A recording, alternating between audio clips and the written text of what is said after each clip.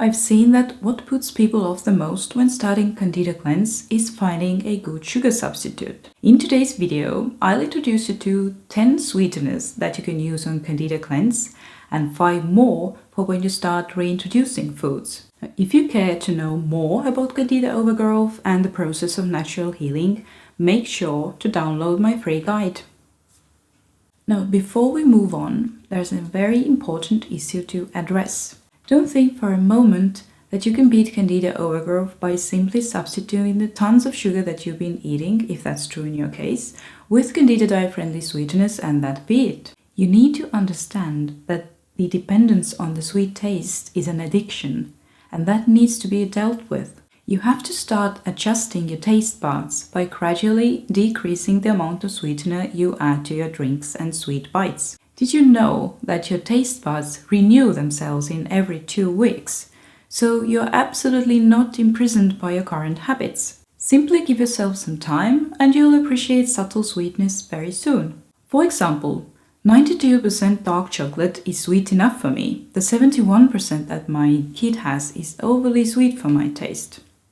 And I wasn't always this way. Once I also enjoyed very sweet treats. Fortunately, you still can taste the sweet side of life even when on Candida diet. However, be careful of not making your treats overly sweet, as you'd simply make yourself addicted to sweetness, which in turn would make you more prone to falling back to your old habits. Therefore, try to prepare your sweeter treats with less and less sweeteners to make yourself accustomed to new flavors. I've been there.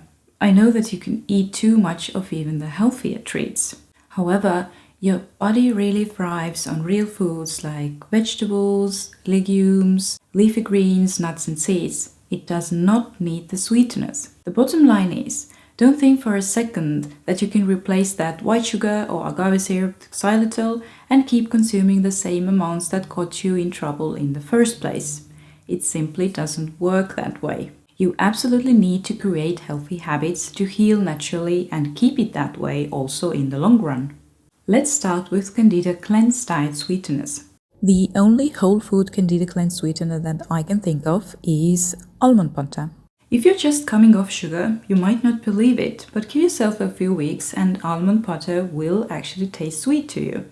Use it for baking, in porridges, smoothies and desserts. Now, there are several almost whole food sweeteners that you can enjoy on Candida Cleanse diet. Mesquite flour is a traditional Native American food with high mineral and fiber content. It makes an excellent Candida diet sweetener. I simply love it in my evening dessert bowl made of oats and chia seeds. You can also add it to your oatmeal or other porridge.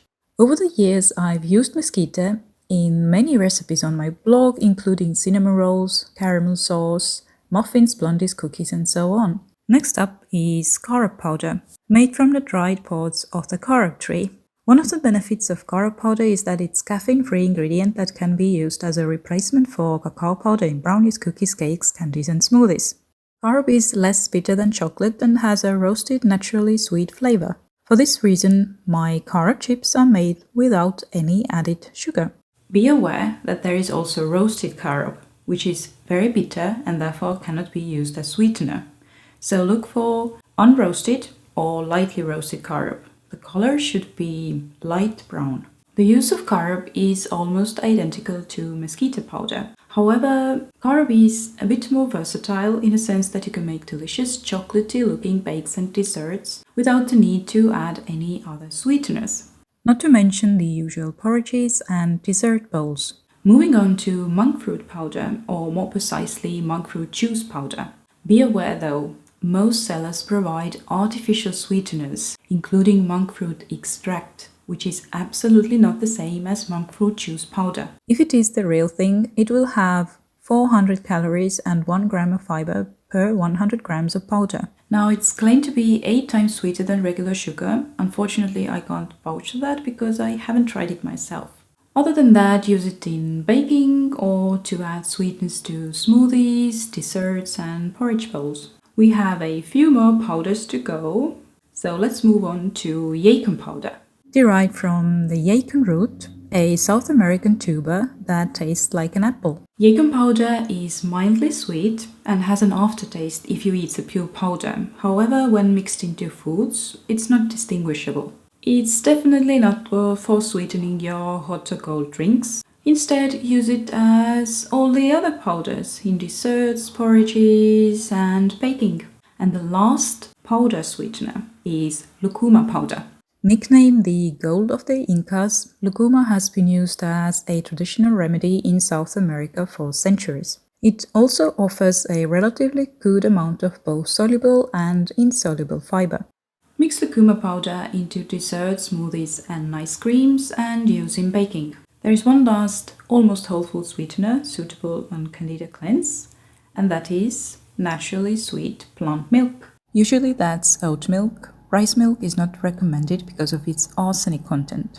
Excellent for making chicory matcha chaga or turmeric lattes without the need to add any other sweetener. Make sure your milk comes with no added sugars though. Besides sweetening your warm drinks, make use of plant milks in oatmeal, dessert bowls, chia pudding, and baking. Let's move on to artificial Candida diet sweeteners. Stevia is a sweetener and sugar substitute derived from the leaves of the plant stevia. The active compounds are steviol glycosides, which have 30 to 150 times the sweetness of sugar. However, steviosides, the active ingredient in stevia, is transformed into steviol by our gut bacteria in colon, and that is toxic, causing a big spike of mutagenic DNA damage. The World Health Organization considers up to 1.8 milligrams of stevia compounds per pound of body weight to be a safe amount. In other words, drinking up to 2 stevia-sweetened beverages a day should be considered harmless.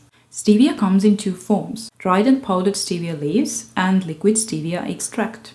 While the first can be considered almost whole food, the latter is definitely a processed product. I found that I can't have the powdered form because the aftertaste is simply too strong and unpleasant, while the liquid form is quite mellow, mild. So I've used it in baking as well as some desserts and candy recipes. Now let's talk about the sugar alcohols, xylitol and erythritol. Xylitol is as sweet as sugar. It is a sugar alcohol that is found in small amounts in many fruits and vegetables. Since xylitol is still a refined sweetener, it doesn't contain any vitamins, minerals, or protein. Even though sugar alcohols are technically carbohydrates, most of them do not raise blood sugar levels and thereby don't count as net carbs, making them popular sweeteners in low-carb products. The downside of xylitol is that it doesn't get absorbed, so it draws liquid into your colon and can have laxative effect. Use it exactly as you would use regular sugar. Erythritol. Like xylitol, also erythritol belongs to a class of compounds called sugar alcohols. It has about 70% of the sweetness of sugar. Unlike xylitol, most of the erythritol gets absorbed into the bloodstream before it reaches the colon. About 90% of erythritol is excreted unchanged in the urine. However, eating high amounts can still cause digestive upset as the remaining 10% travels down to colon.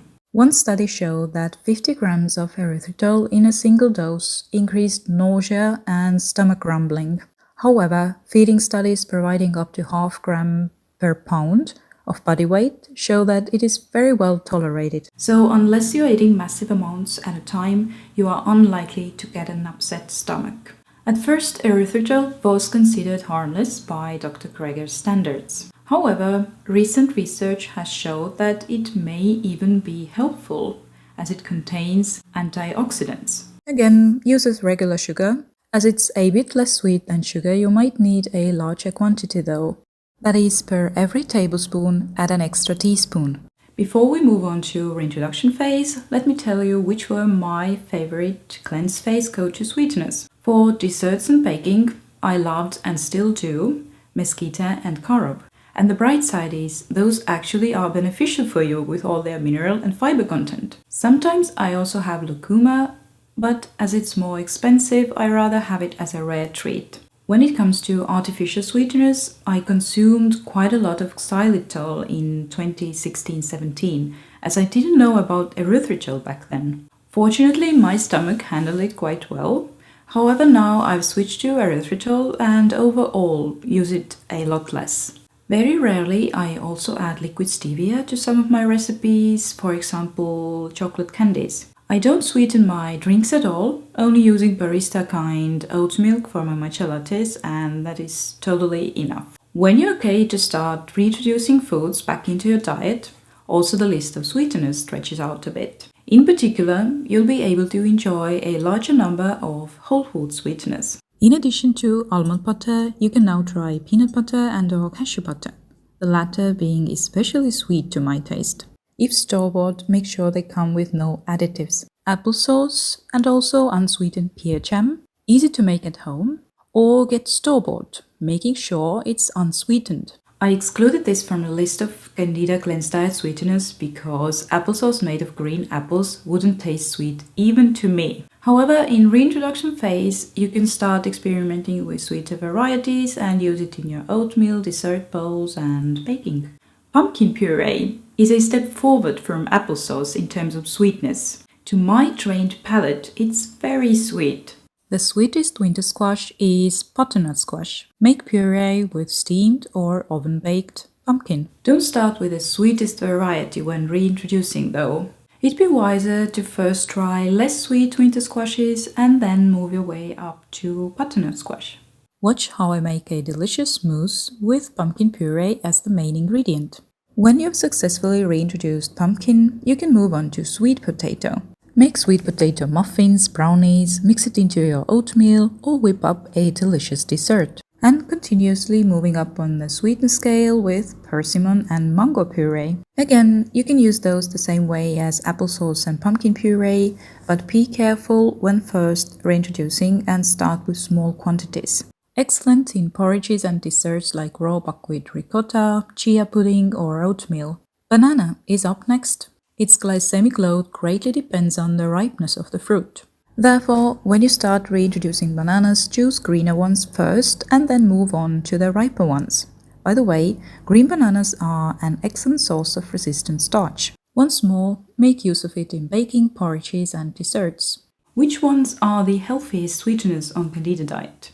The first prize naturally goes to whole food and almost whole food sweeteners like almond butter, mesquite, 𝐀𝐟𝐼𝐥𝐢𝐚, and Yacon. As far as artificial sweeteners are concerned, Erythritol seems to be the best option.